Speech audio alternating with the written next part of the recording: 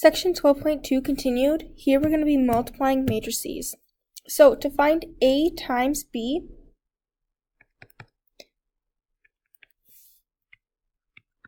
we need to multiply each row by each column. So our first row times our first column. We use the rows of the first element and the columns of the second. Then we add them together. So I take 2 times -1 plus 1 times 0. Okay, and that gives me my 1, 1 element. My 1, 2 element is first row. Switch to a different color here. Second column. So I take 2 times 3 plus 1 times 4. This is my 2, 1 element, which means I take my second row times my first column. -3 times -1 plus 0 times 0. Again, we take the entire row times the entire column. This is my 2, 2 element, so I take my second row times my second column. -3 times 3 and 0 times 4. And we add those together. Now we simplify. So matrix A times matrix B is going to be -2 plus 0, which is -2. 6 plus 4, which is 10. 3 plus 0, which is 3. And -9 plus 0, which is -9. And this right here is the product of matrix A and matrix B. Again, we think about what each spot means. This right here is 1, 1, 1, 2. Second row, first column, second row, second column. So we multiply all the elements from each of those. First row, first column, first row, second column, second row, first column, second row, second column, and then we combine them. We add them together, kind of like terms. Okay, let's find the following here. Matrix A times matrix B. Again, think about your matrix. This is row 1, column 1, row 1, column 2, row 2, column 1, row 2, column 2. So I take row 1 times column 1 first. 2 times -3 plus -1 times 0. Here I have row 1, column 2.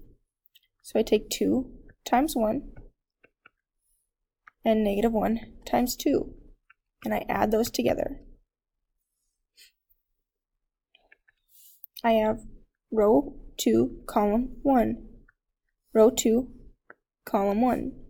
3 times -3 plus 4 times 0. Then I have row 2, column 2, which I'm going to do in purple instead, sorry. Row 2, column 2. Row 2, column 2. 3 times 1 plus 4 times 2. And just like when we FOIL, everything gets used exactly twice. So here each element gets used exactly twice. And you can see that by how I underlined. Okay. Simplify here. -6 plus 0 gives me -6. 2 minus 2 gives me 0. -9 plus 0 gives me -9. And 3 plus 8 gives me 11. So I have -6 a 0, a negative 9, and an 11. And that's matrix A times matrix B. Now, we are going to do matrix B times matrix A.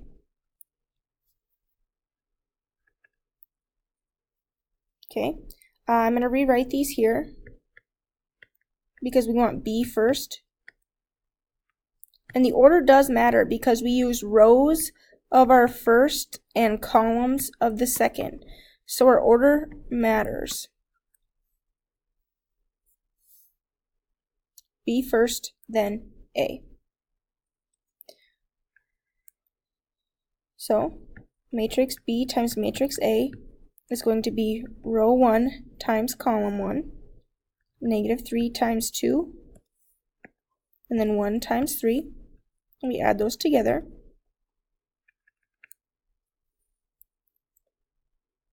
Row 1, column 2,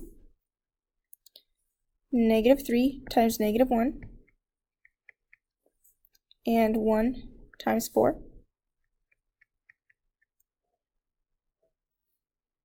And we always place them where they overlap. So right now, this spot is the one that overlaps, so we place them there.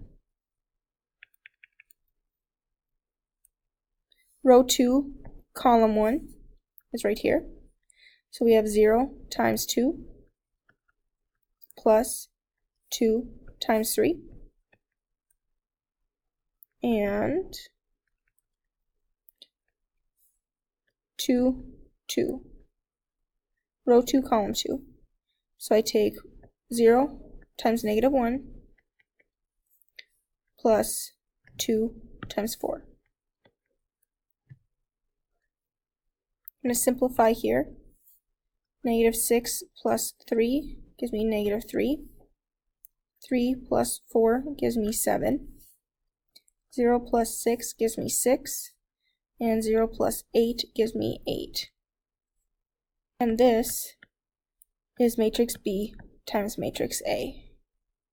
So if we look, A times B is not the same as B times A, which is something a little bit different. Usually if we take 2 times 3 is the same as 3 times 2. It's not the same in matrices.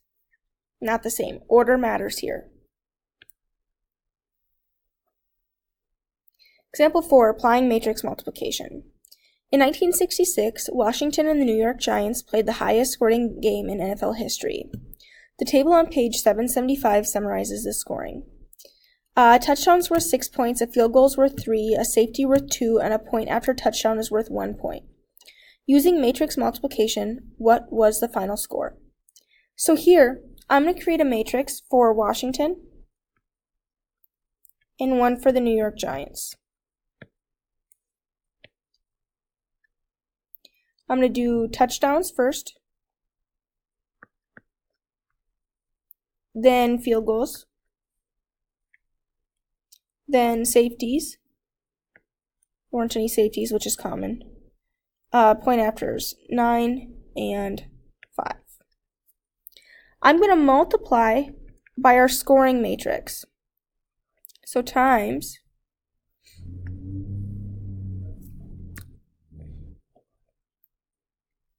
a touchdown is worth 6.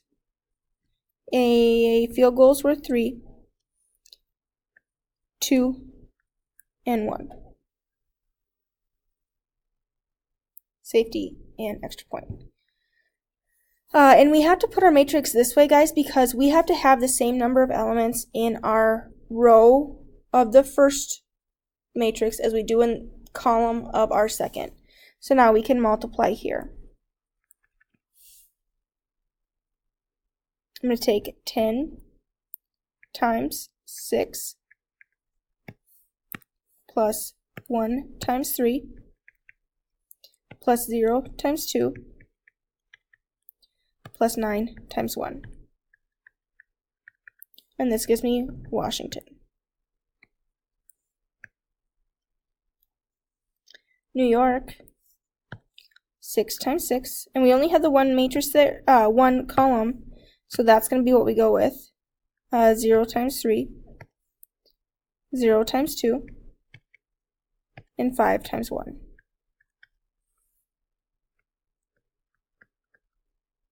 Simplify here.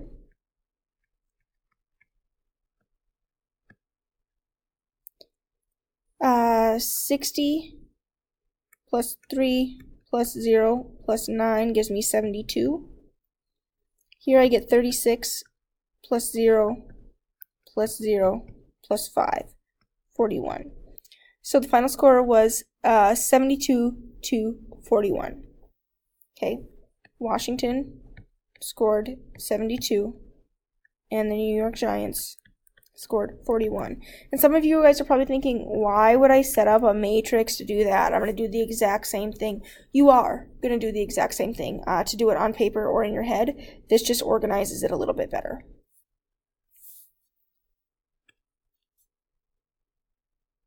Now, there's 3 ways to score in a basketball game. 3-point field goals, 2-point field goals, and 1-point free throws. In 94, suppose a high school player scored 36 2-point field goals. So 1994. Scored 36 2-point field goals and 28 free throws. He didn't score any threes.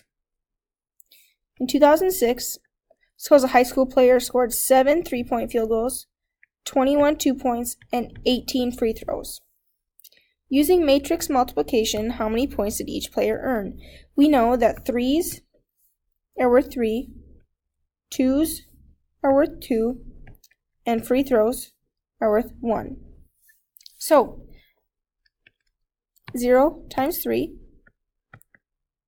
plus 36 times 2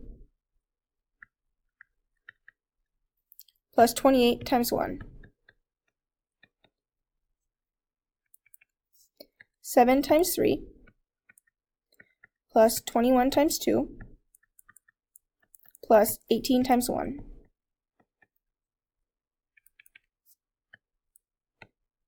And this is 94 and 2006. Simplify here. 0 plus 72 plus 28, 21 plus 42 plus 18. Here we get 100. Here we get 81. So the player from 1994 had 100, and the player from 2006 had 81.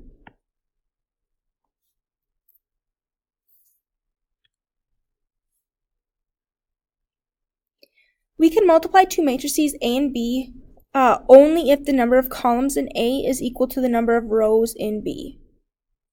Okay, number of columns in A is equal to the number of rows in B. So, again, that's on page 776. Here we're going to look, does either product A or B exist? Again, when we write matrices, we write the number of rows by the number of columns. Rows, then columns. Here we do the number of rows by the number of columns. Rows, columns. As long as these two numbers are the same, we can find the product. So if we take A times B, there is a product. A and B works. If we take B times A,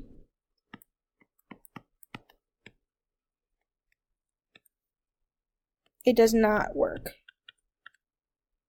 Can't find the product for B and A. We can for A and B. Here we have A is a 2 by 2. B is a 1 by 2, 1 row, 2 columns. And C is a 2 rows by 3 columns. So A times B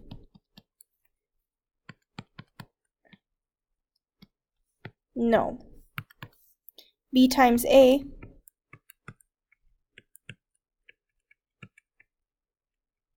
yes. A times C